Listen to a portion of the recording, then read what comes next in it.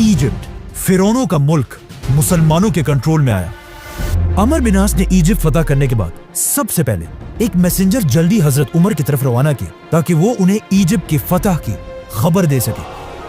ये messenger full speed Medina पहुंचा और हजरत उमर के घर के बजाय मस्जिद नबवी की तरफ गया। हजरत उमर को जब इसका पता चला तो वो सीधा मस्जिद नबवी की तरफ गए और वहां पर इस मैसेंजर ने हजरत उमर को इजिप्ट के फतह के बारे में बताया। ये सुनते ही हजरत उमर जमीन पर गिर गए और सजदा करके अल्लाह का शुक्र अदा किया और पूरे मदीना को जमा करके उनके सामने इजिप्ट के फतह की कहानी सुनाई। नाउ हजरत उमर ने इसके बाद उस मैसेंजर को बुलाकर पूछा कि तुम मेरे घर के बजाय मस्जिद नबवी की तरफ क्यों गए? उस मैसेंजर ने कहा कि मुझे लगा आप सो रहे होंगे। तो हजरत उमर ने उसे जवाब दिया कि अगर खलीफा दिन को सोएगा तो ये इतनी बड़ी खिलाफत कौन चलाएगा? नाउ अमर बिन आस के हाथों में इजिप्ट के साथ साथ एक और भी बहुत जबरदस्त ताकत है, रोमन नेवी।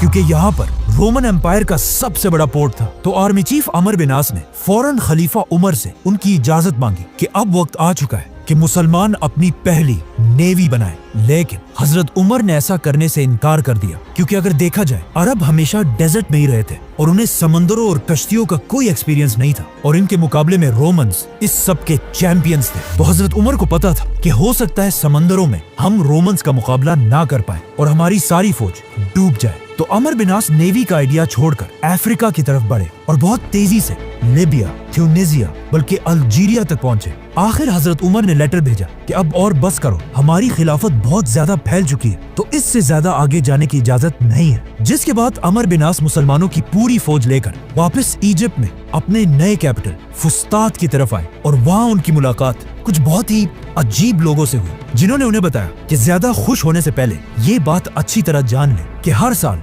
दरियाए नील का पानी बिल्कुल सूख जाता है और उसे दोबारा बहाने का रास्ता सिर्फ हमें पता है। हर साल जब भी इस दरिया का पानी सूखता है हम इस दरिया में एक जवान कंवारी लड़की को फेंक देते हैं और इस लड़की की कुर्बानी के बाद ही दरिया का पानी दोबारा बहने लगता है। तो तुम मुसलमानों को भी ऐसा ही करना होगा। मुसलमान ये सुनकर हैरान रह गए कि ये क्या पागल लोग हैं। लेकिन कुछ अरसे बाद एग्जैक्टली ऐसा ही हुआ और दरियाए नील का पानी ऑलमोस्ट सूख गया, जिससे मुसलमान थोड़ा घबराने लगे कि ये तो वाकई दरिया बिल्कुल सूख रहा है। और आखिर दरिया का पानी इतना कम हुआ कि कुछ लोग ये तक सोचने लगे कि क्या हमें भी इस दरिया के पानी को बहाने के लिए ऐसी कुर्बानी देनी चाहिए। ये सब देखकर आखिर अमर बिन आस ने हजरत उमर की तरफ लेटर भेजा कि अब आप ही फैसला करें हमें क्या करना चाहिए। हजरत उमर ने ये लेटर पढ़ते ही कहा कि ये क्या है, हम तो इस दुनिया में आए इसलिए हैं कि दुनिया के इन पुराने सारे रिवाजों को तोड़ दे।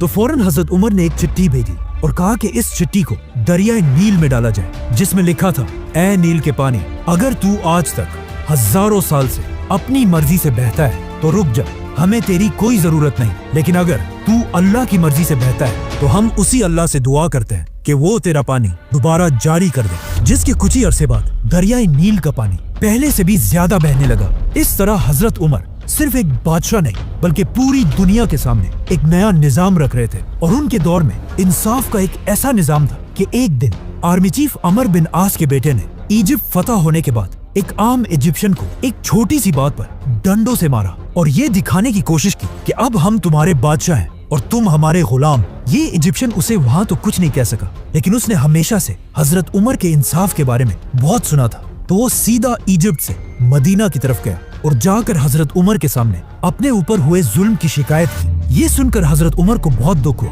और उन्होंने उस इजिप्शियन को कहा कि तुम यही बैठो और फौरन एक लेटर गवर्नर अमर बिन आस की तरफ भेजा और उसे हुक्म दिया कि अपने बेटे मोहम्मद बिन अमर को लेकर मदीना की तरफ आओ। जैसे ये दोनों बाप और बेटा मदीना पहुंचे तो उन्होंने देखा कि हजरत उमर के साथ सब बैठे हुए और साथ ही वो इजिप्शियन भी। खलीफा उमर ने उन सब के सामने उस इजिप्शियन को अपना डंडा दिया और कहा कि आर्मी चीफ अमर बिन आस के बेटे को बिल्कुल उसी तरह मारो।